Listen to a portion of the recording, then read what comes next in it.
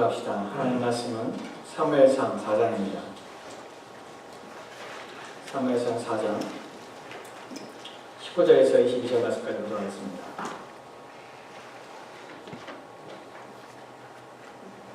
사무엘상 4장 19절에서 22절 말씀입니다.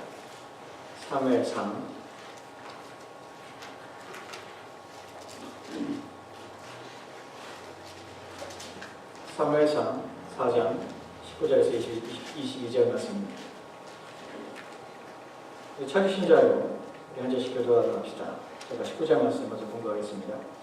그의 며느리인 비느하스의 아내가 임신하여 해산때가 가까웠더니 하나님의 괴를 빼앗긴 것과 그의 시아버지와 남편이 죽은 소식을 듣고 갑자기 아파서 몸을 구부려 해산하고 죽어갈 때 곁에서 있는 며느리 그에게 이르되 두려워하지 말라. 그가 아들을 낳았다 하되 그가 대답하지도 아니하며 반응하지도 아니하며 이르기를 영광이 이스라엘에서 떠났다 하고 아이 이름을 이가봇이라 하였으니 하나님의 괴가 빼앗겼고 그의 시아버지와 남편이 죽었기 때문이며 또 이르기를 하나님의 괴를 빼앗겼으므로 영광이 이스라엘에서 떠났다 하였다. 아멘.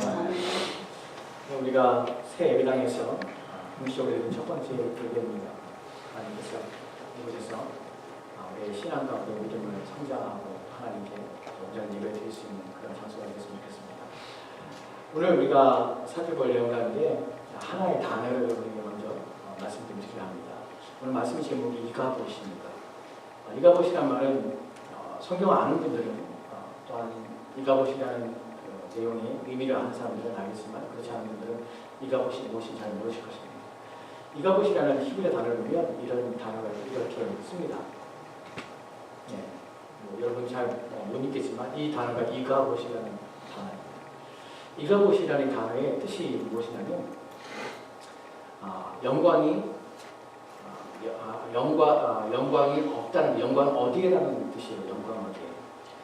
이것이 우리가 알기로는 하나님이 영광이 떠났다는 의미로 이해가 되지만 원문의 의미는 직역하면 하나님의 영광이 아니라 영광이 어디에 있는가 하는 질문이 이가봇이라는 단어입니다. 앞에 있는 이라는 앞에 있는 여러분이 앞에가 어디인지죠? 이쪽이 앞입니다. 이쪽이 앞인데 이 단어가 어디에라는 단어입니다. 질문입니다. 하나님의 영광이 어디 있는가?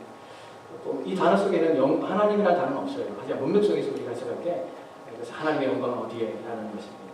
하나님의 영광이 어디에 있는가? 그리고 이가봇이라는 것을 우리가 알 때에 이 단어의 뜻이 하나님의 영광은 하나님의 영광이 떠났다. 하나님의 영광이 떠났다는 표현을 우리가 이해하거든요. 왜 이 단어가 왜 하나님의 영광이 떠났다는 표현을 드냐면 하나님의 영광이 어디라는 질문 때문에 그렇습니다. 하나님의 영광은 어디에? 라는 질문이 하나님의 영광이 어디에 있는가 라는 찾는 의미가 아니라 하나님의 영광이 이곳에 없구나 라는 뜻 때문에 이 단어에 해석할 때 하나님의 영광이 떠났다고 해석을 하는 것이에요. 이가봇이라는 단어는요, 사람의 이름입니다. 한 사람의 이름이에요. 그 사람의 어머니가 이 사람에게 이가봇이라는 이름을 줬습니다. 사실 불명예적인 이름이죠. 왜냐하면 하나님의 영광이 이 사람에게는 떠난 것이에요. 그러니까 이 사람에게 떠난 것이 아니라 이 아들의 이름을 지을 때 이 어머니의 마음속에 또한 어머니에게 이가봇이라는 이름을 지을 때 하나님께서는 그의 마음에 상징과 또한 예언적인 의미를 담아서 이 아이의 이름을 짓게 되는 것입니다. 이 이름은 상징과 예언적인 의미를 가지게 됩니다. 상징이라는 것은 어떤 것이냐면 이 하나님의 영광에 떠났다는 말이 가지고 있는 이 상징 속에서 그 당시의 시대적인 상황들, 하나님과 이스라엘 백성들의 관계가 무엇인가를 설명하고 또한 하나님의 영광에 떠난 그 결과에 대해서 사람들로 하여금 그것이 무슨 의미, 너희들이 지금 어떤 상황에 처한지를 설명하고자 하나님께서는 이 하나님의 말씀을 설명하기 위한 예언, 맡겨진 말씀을 전하기 위한 방법으로 이 아이의 이름을 어머니를 통해서 이가봇이라고 이름을 짓게 됩니다. 우리가 오늘 이가봇이라는 이름을 짓게 된 배경과 또한 이가봇의 이름에 대해서 좀 살펴볼 것인데 세 가지 내용에 대해서 집중적으로 생각해 보려고 합니다. 첫 번째로는 이가봇이라고 할 때 이런 어머니가 이 아이에게 이가봇이라는 하나님의 영광이 떠났다는 이름을 지어주게 된 배경이 무엇인가 하는 부분을 살펴볼 것이에요. 왜 이런 이름이 있게 되는가 하는 부분과 두 번째로는 하나님의 영광이 떠났을 때의 그 결과가 무엇인가를 살펴볼 겁니다. 하나님의 영광이 없을 때의 인간은 어떻게 되는가 하는 부분이에요. 세 번째로는 하나님의 영광은 어디에 있는가, 어떻게 하나님의 영광을 돌아오며 하나님의 영광이 임재하는가 하는 부분에 대해서 살펴볼 것입니다. 첫 번째 우리가 살펴볼 것은 19절 말씀입니다. 오늘 읽었던 4장 19절 말씀은 이렇게 기록되어 있죠. 같이 읽을까요? 시작. 그의 배경인 미나스의 아내가 임신하여 회색 때가 가까웠으니 하나님의 괴를 빼앗긴 것과 그의 시아버지와 남편이 죽은 소식을 듣고 갑자기 아파서 몸을 부려 해산하고. 아멘. 보면 이 여자의 이름은 등장하지 않습니다. 근데 누구의 아내면 비엔하스라는 사람의 아내입니다. 이 세 여자가 갑자기 해산하게 됐어요. 물론 해산날이 가까웠지만 해산은 정해진 날짜에 자연적으로 이 여자에게 찾아온 것이 아니라 이 여자는 갑자기 복통을 느끼지 않고 해산기를 느끼게 해서 출산할 수밖에 없는 그런 상황에 이르게 되었습니다. 이 여인에게 출산이 갑자기 임하게 된 것은 이 여인에게 충격을 주고 심적인 마음의 고통과 심적인 비통함들이 이 여인의 유체에 반응을 줘서 이 유체는 어쩔 수 없이 아이를 출산할 수밖에 없는 상황에 이르게 된 것이에요. 이 여인이 심적인 고통을 당하고 어렵게 된 것은 이 여인이 듣게 된 비보 때문에 그렇습니다. 고통스러운 소식을 또한 절망의 소식을 이 여인이 듣게 되는데 그 중에 앞에 있는 내용을 보면 그의 시아버지와 남편이 죽었다는 것이에요. 한날 한시는 아니지만 한날에 남편과 또한 시아버지가 죽게 되었습니다. 근데 본문을 보다 보면 이 여인이 갑자기 해산의 고통을 느끼고 산기를 느껴서 갑자기 출산할 수밖에 없는 그런 상황이 이른 것은 남편의 죽음과 시아버지의 죽음만이 아니라 그 앞에 있는 내용 때문에 더 큰 충격을 받게 되고 더 큰 고통을 이 여인이 갖게 되어서 이 여인은 출산을 할 수밖에 없는 상황에 이르게 됩니다. 그 부분이 보시면 하나님의 괴를 빼앗긴 것이라는 표현이 먼저 나오게 되는 것이에요. 세 가지 이유가 있는 것처럼 보이죠. 하나님의 괴를 빼앗긴 것. 두 번째는 시아버지의 죽음, 또 세 번째는 남편의 죽음이에요. 여기에 기록되지 않지만 여기에는 남편의 형이 또 죽습니다. 이 일을 통해서 이 비보를 통해서 이 여인이 고통을 당하고 산기를 떼서 이 여인이 출산할 수밖에 없는데 사실은 본문을 보면 좀 더 자세히 보면 이 부분에 대하여 이것이 얼마나 큰 충격인지 충격의 내용이 무엇인지를 설명하고 있는데 그 부분을 좀 보도록 합시다. 20절 말씀을 보면 이렇게 기록되어 있습니다. 20절 말씀 같이 그 다음에 20절 말씀 볼까요? 같이 읽겠습니다. 시작. 죽어갈 때에 곁에 서 있던 여인들이 그에게 이르되 두려워하지 말라. 내가 아들을 낳았다되 그가 대답하되 대답도 아니하고 간념하도 아니하고. 아멘. 본문에 보면 죽어갈 때입니다. 이 여인이 갑작스러운 출산 앞에 이 여인이 죽을 수밖에 없는 상황이 그렇죠. 그때 이 여인이 아들을 낳게 됩니다. 그 여인이 죽어가는 상황에서 그 주변에서 이 여인의 해산을 돕던 여자들이 죽어가는 이 여인을 위로하려고 힘을 내도록 격려하는 말을 합니다. 뭐라고 말하냐면 두려워하지 마라. 내가 아들을 낳고 있다. 내가 아들 낳았으니까 걱정하지 마라 라는 말을 합니다. 위로의 말을 합니다. 근데 이 여인은 이것이 얼마나 큰 충격이었는지 이 여인은 대답하지도 않고 그다음 관념치도 않았다고 표현하고 있습니다. 무엇에 대해서 이 여인은 관념치도 않고 대답하지 않습니까?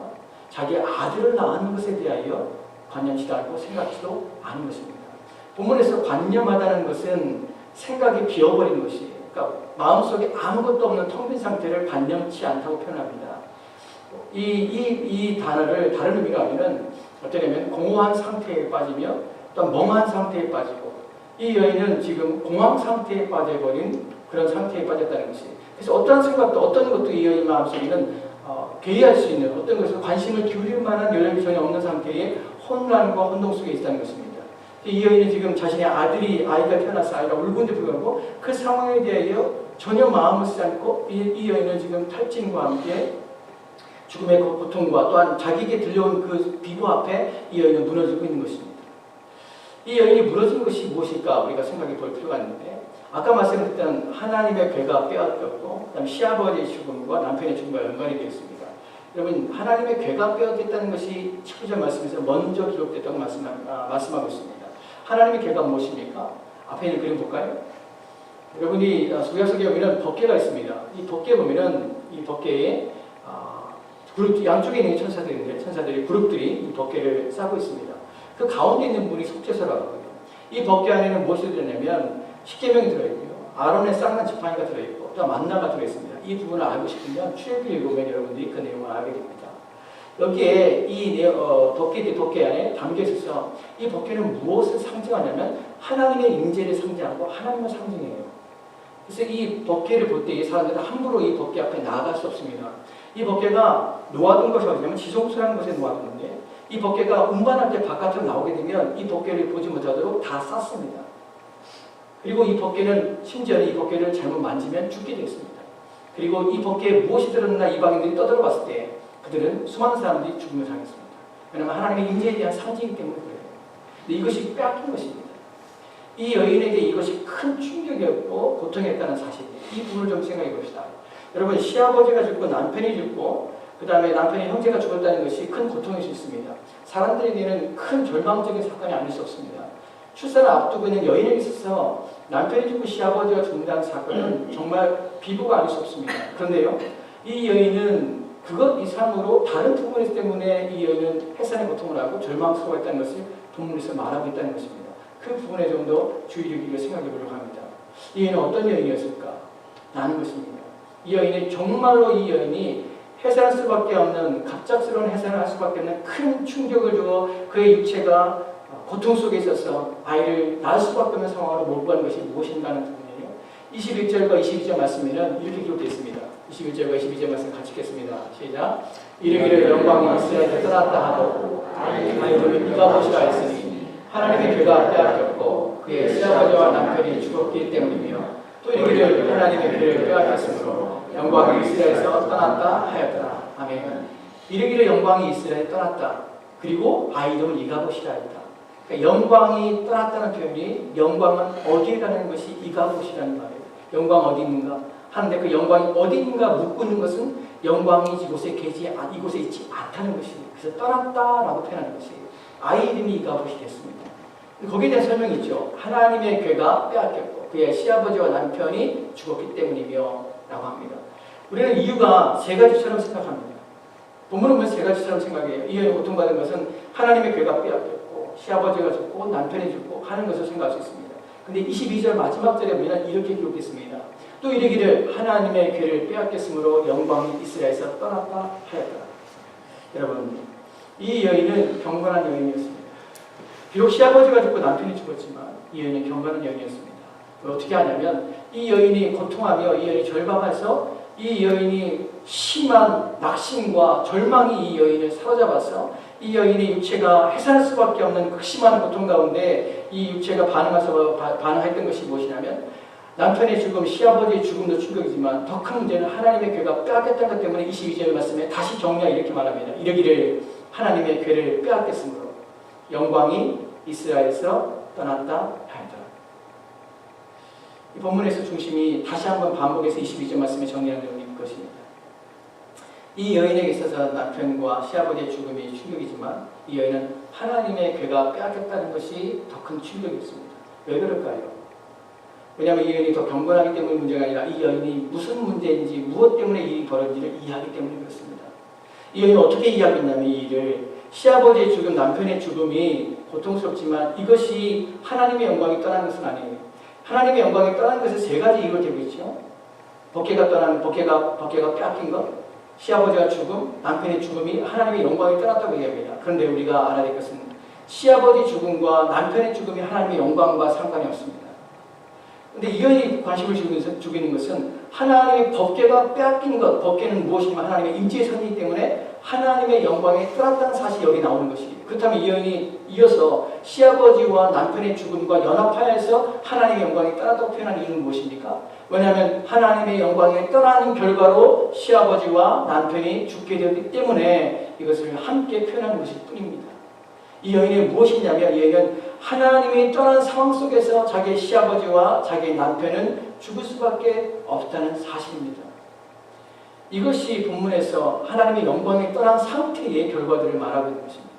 여러분, 하나님의 영광이 떠나게 되면 단순히 인간이 우리 가운데 아무것도 변화가 없는 것이 아닙니다. 하나님의 영광이 떠나게 되면 사람에게 있어서 첫 번째로 갖게 되는 첫 번째 인간의 핵심 문제는 무엇이냐면 패배입니다. 또한 그 패배 이후에 넘어서 생명의 상실입니다.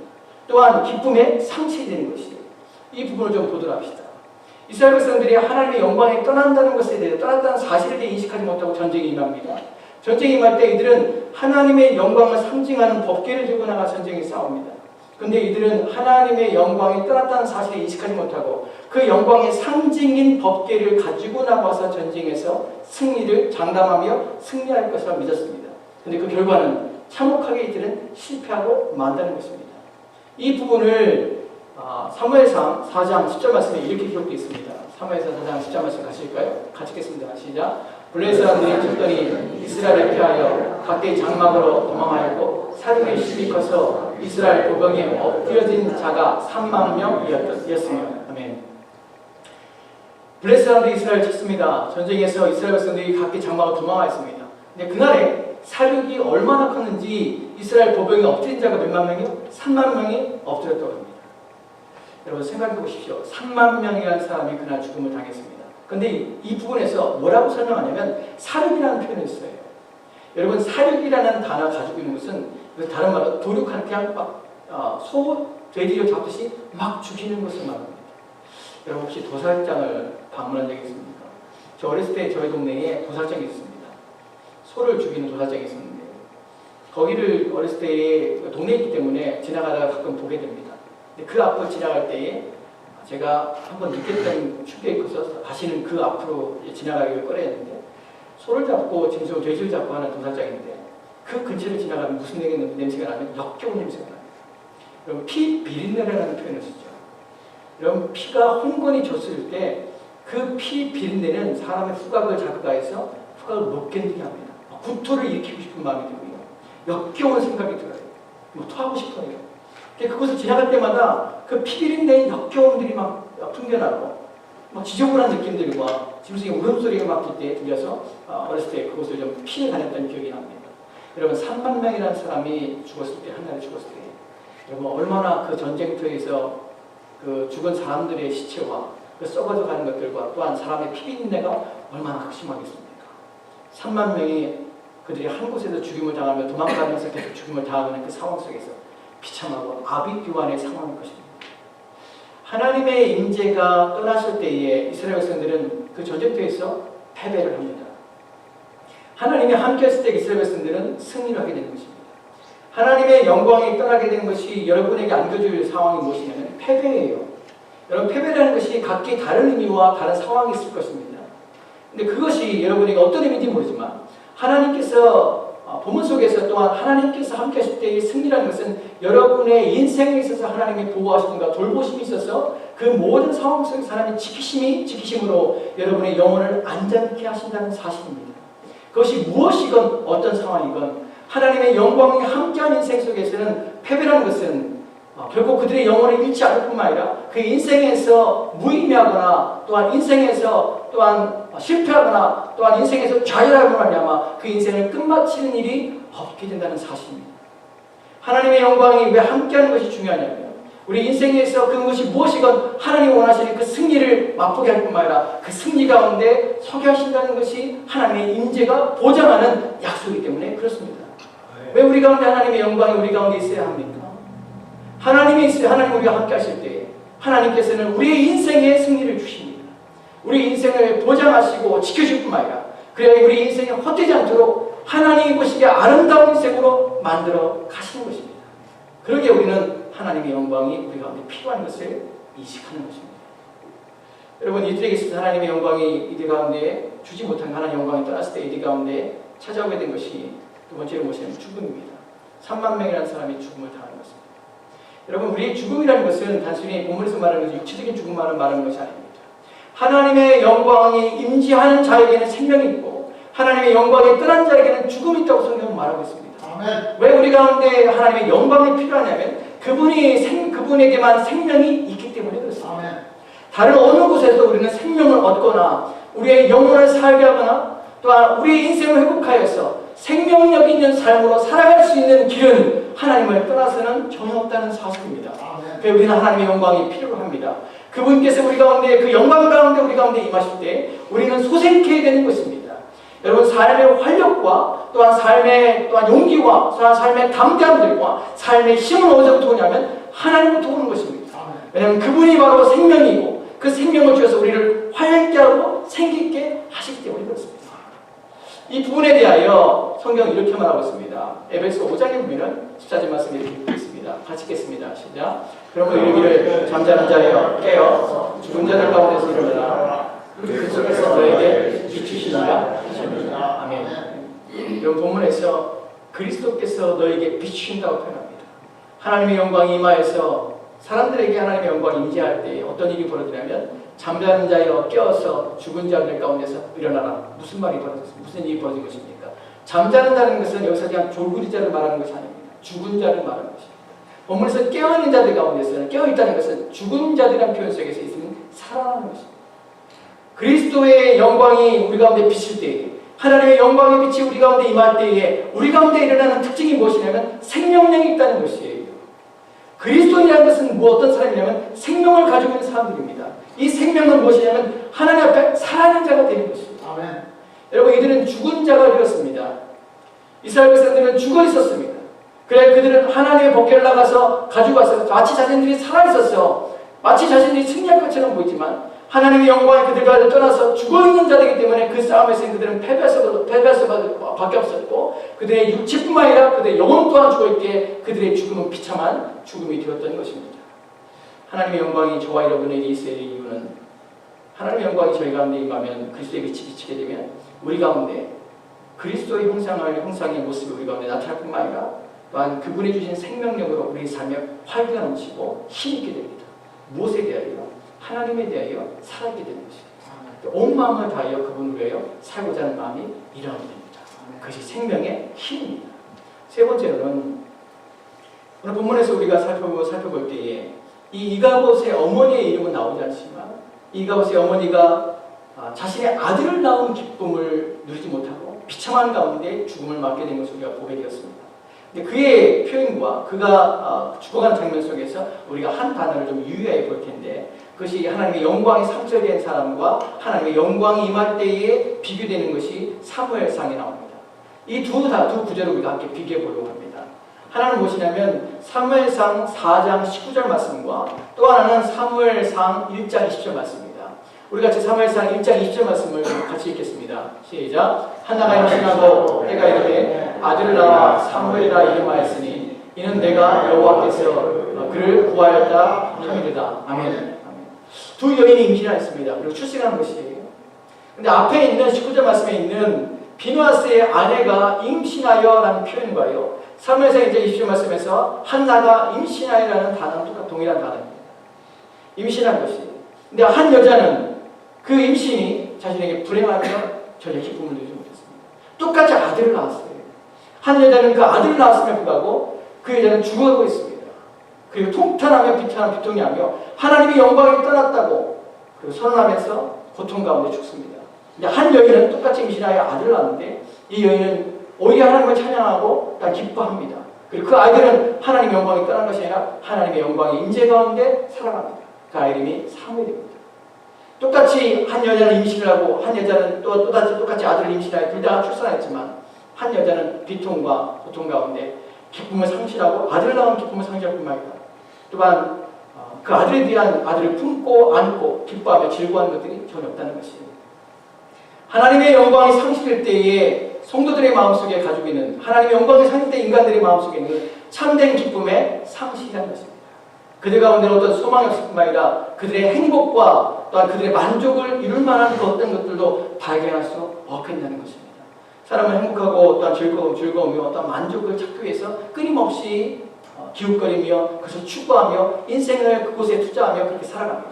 그런데 결과적으로는 하나님 없는 인생은 결코 인생에서 만족하였다고 표현할 수 없습니다. 아멘. 하나님 없는 인생은 결코 인생에서 나는 행복한 자이라고 말할 수 없습니다. 아멘.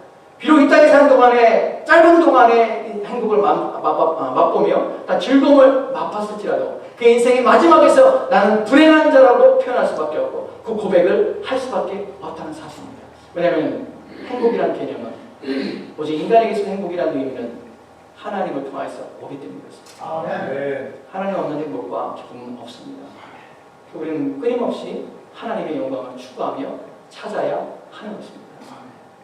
오늘 본문에서 우리가 마지막으로 생각해 볼 부분이 것입니다. 오늘 본문에서 이가봇입니다. 이가봇이 무슨 뜻이라고요?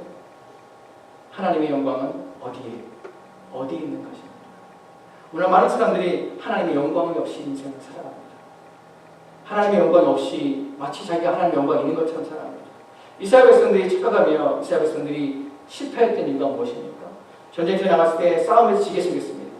이들이 원했고 이들이 바랬던 것이 무엇이냐면 하나님의 복귀를 가져가는 것이에요. 근데 복귀를 가져왔습니다. 아까 말씀드린 것처럼 하나님의 복귀는 무엇을 상징합니까? 하나님의 임재를 상징합니다. 하나님의 임재를 상징해서 복귀를 가져와서 이스라엘 백성들은 막 소리를 지릅니다. 막 그따가 진동합니다. 블레셋 사람들은 그 모습을 보고 두려워합니다. 저곳에 저들의 신이 임하였다 하고 두려워합니다. 근데 블레셋 사람들이 뭐라고 말하면 우리는 더욱 힘을 내서 오늘 남자가 되어서 장장이 되어서 오늘 이 싸움에 승리하자 하고 목숨을 걸어요. 전쟁이 일어났습니다. 그리고 3만 명이 죽게 된 것입니다. 여러분, 하나님의 영광이 상실된 가운데 자신의 하나님의 영광이 상실되었는데 불구하고 하나님의 영광이 자신에게 없는데 불구하고 마치 자신이 있는 것처럼 착각하며 사는 사람들이 있습니다.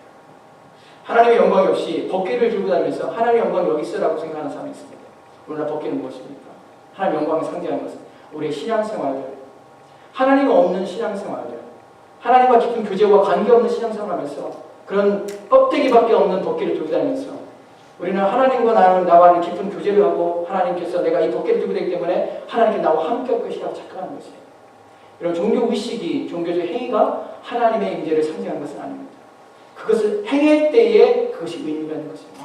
여러분, 온 마음이 하나님을 향해 있을 때에 여러분의 종교적 행위가 하나님을 향한 모든 행위가 의미가 있는 것입니다. 여러분이 하나님을 섬김과 하나님을 예배하는 것이 온 마음을 담아서 하나님께 드리는 것이 있을 때에야 의미가 있는 것입니다. 그렇다면 의미가 없는 것입니다. 왜 그럴까요? 여러분, 영광이라는 단어가 무슨 의미인지 아십니까? 이 단어가 카보드라는 단어입니다. 아까 우리 살펴볼 때 이 카봇, 이라는 말은 어디라는 말과 카보드라는 말이 영광이라는 말이에요. 영광이라는 단어는 어떤 의미냐면 원어적 의미는 무겁게 하다는 것이에요. 무겁게. 즉 무게를 두는 것이에요. 여러분, 하나님께 무게를 둔다는 의미가 무슨 말입니까? 하나님을 존중히 여기며 높이는 것이에요. 하나님을 높여서 온 마음을 다하여 그분을 우선순위에 두는 것이에요. 그분이 최고예요. 최상이에요. 내가 만약에 누군가에게 최상의 대우를 한다면 그분이 하나님이 되는 것입니다. 내가 온 마음을 다하여 누구에게 충성을 다한다면 하나님이 되는 것이에요. 일산에 말하지 말았는데 제가 시민권 선서를 했습니다. 시민권 선서를 했어요. 제가 지지난주에 시민권 선서를 했고 사실 그날 시민권 선서하는 날 여러분에게 어떨지 모르지만 저한테는 제 개인적인 마음 그날 기분이 썩 좋지 않았습니다. 이유는 잘 모르겠습니다. 그날 선서를 하면서 참석했는데 선서실 하면서 막 사진 찍고 막 그러는데 제가 TV에 나왔어요. 이 채널가 TV에 나왔는데 선서실 장면을 다 녹화하면서 TV에 나왔습니다. 저한테 끝나고 나서 인터뷰를 부탁했어요. 근데 제가 안 한다고 했습니다. 하는데 기분이 좋아하더라고요. 정말 기분이 좋아하더라고요. 선서가 끝나고 나서 그 판사와 함께 축하하러 온 사람들하고 다 박수를 합니다. 그리고 이제 환영 인사를 해요. 고맙죠. 근데 그 환영 인사를 봤는데 마음속에 뭔가 말로 표현할 수 없는 그런 게 있더라고요. 나는 한국 사람인데 이런 생각 들지 않아요.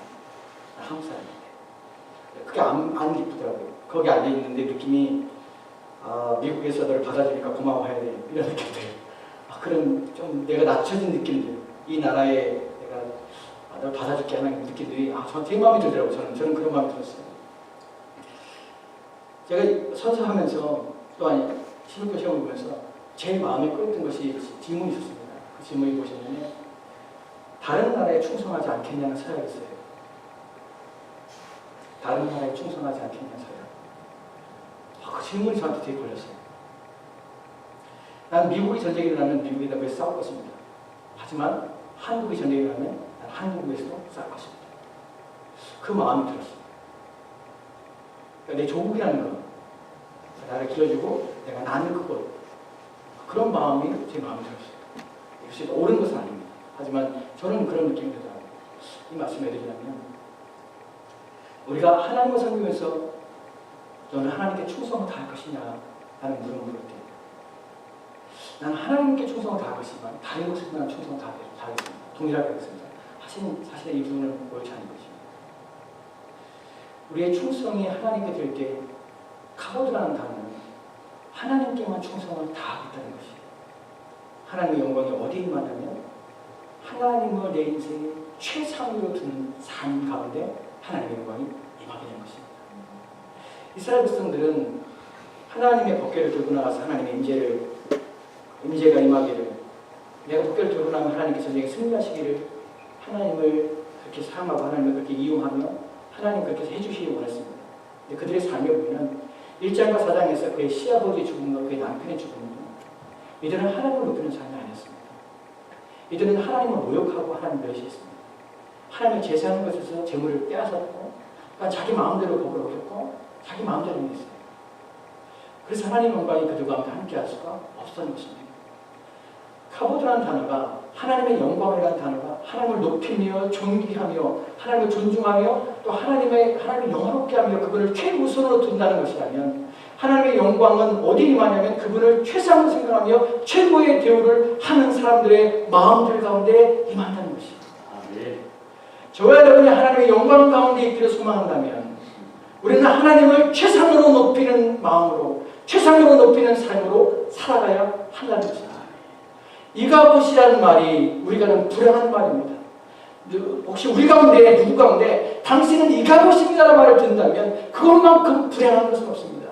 세상 사람들은 이가봇의 삶을 살 수밖에 없습니다. 왜냐하면 하나님의 영광이 그들 가운데는 머물 수 없기 때문에 그래요. 그러나 신자에게 있어서는 하나님의 영광이 없는 삶이라는 것은 가장 불행한 삶이라는 사실을 기억하십시오. 저와 여러분이 해야 될 최상의 일들은 하나님의 이가봇이 아니라 하나님의 영광을 위한, 카보드를 위하여 사는 삶이 되는 것입니다. 하나님의 우리 가운데 함께 한다는 말이 헬라어로 히브리어로 무슨 말입니까? 임마누엘입니다.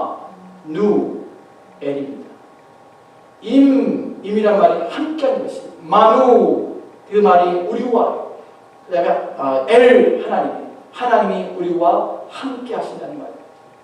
이가봇은 하나님의 영광이 떠난 것이지만 임마누엘은 하나님이 우리와 함께 하시는 삶이 되는 것입니다. 카보드 하나님의 영광이 나와 함께하는 삶을 저와 여러분이 살 때 우리는 하나님의 영광이 떠난 자리가 남겨놓은 그 비참함과 비통함과 애통함에서 우리는 구원을 얻을 수가 있게 되는 것입니다.